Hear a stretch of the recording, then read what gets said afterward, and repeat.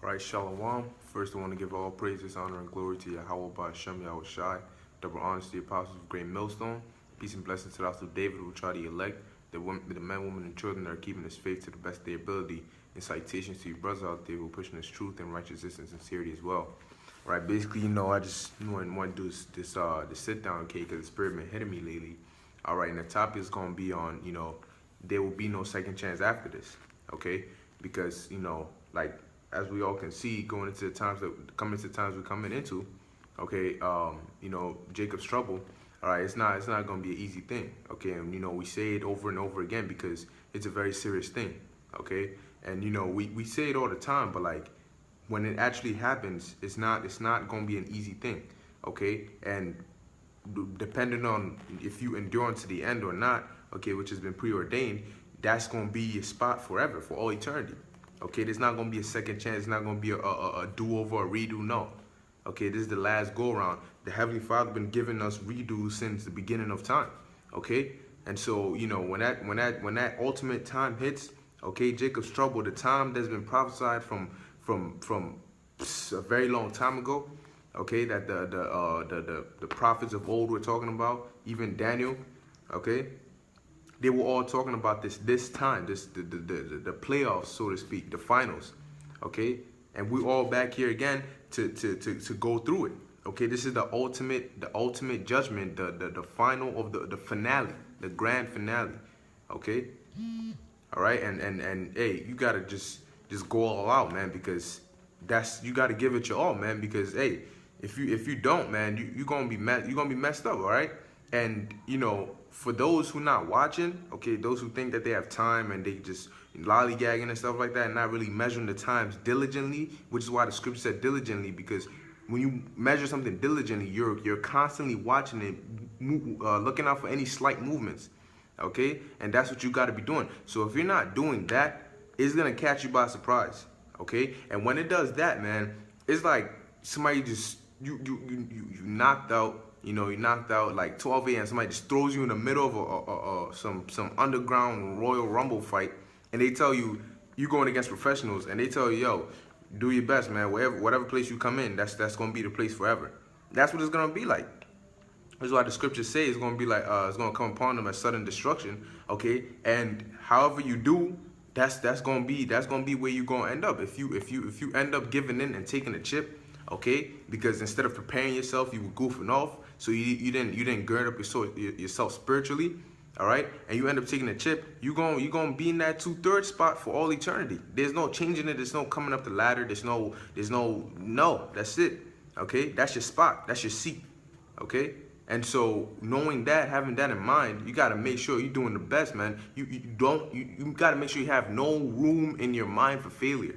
Okay. Just put this in your mind that, yo, endure to the end, endure to the end, endure to the end. That's it. Okay? That's the mindset, endure to the end. Because right now we catch hell, okay, but hell ain't even started on any level yet.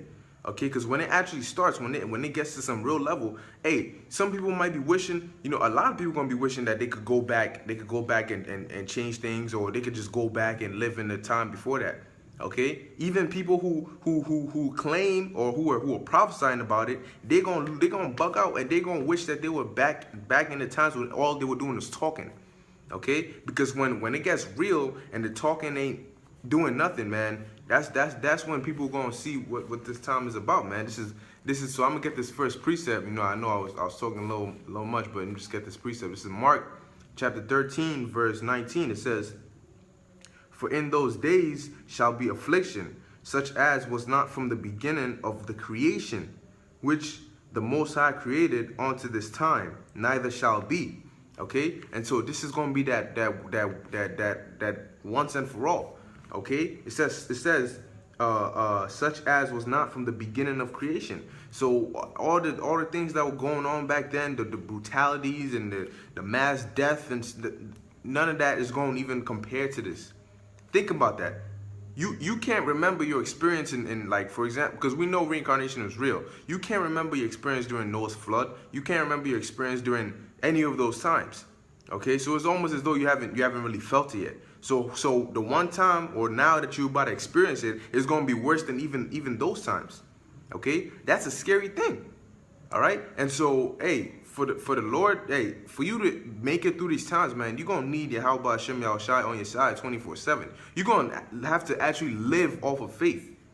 Okay, like you're gonna have to live off of faith in terms of every single second you're alive is all by the will of Yahweh Hashem Yahushai, because that's how dangerous it's gonna be. That 1 second you can just turn your head and just die.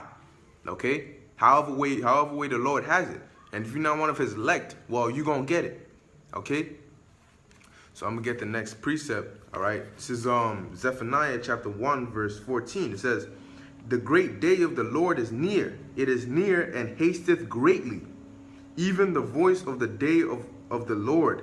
The mighty man shall cry there bitterly."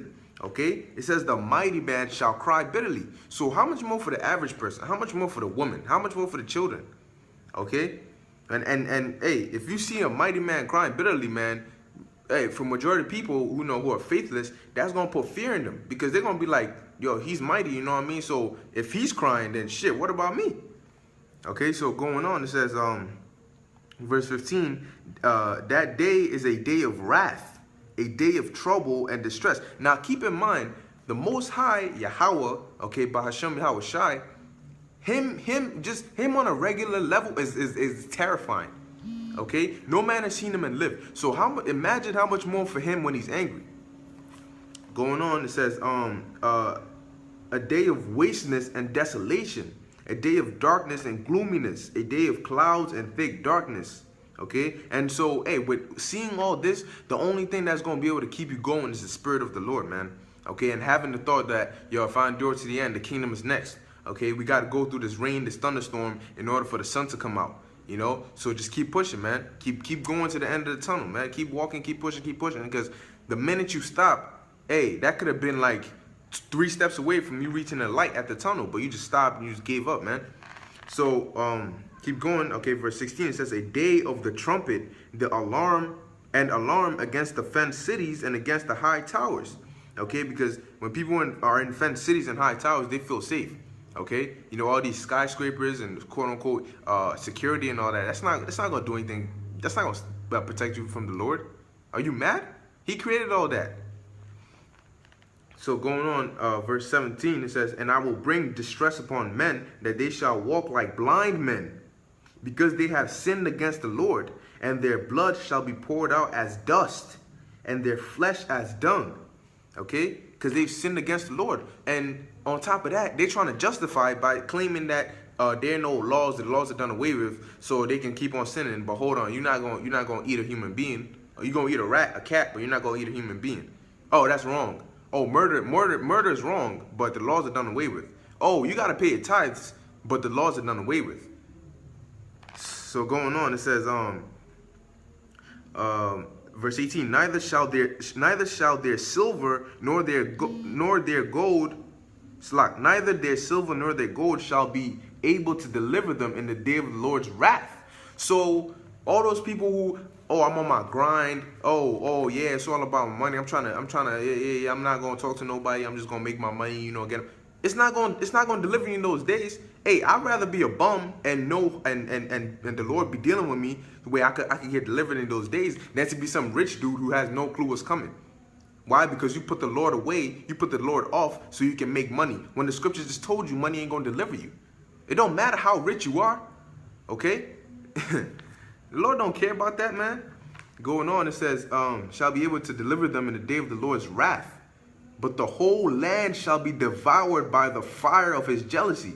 For he shall make even a speedy riddance of all them that dwell in the land.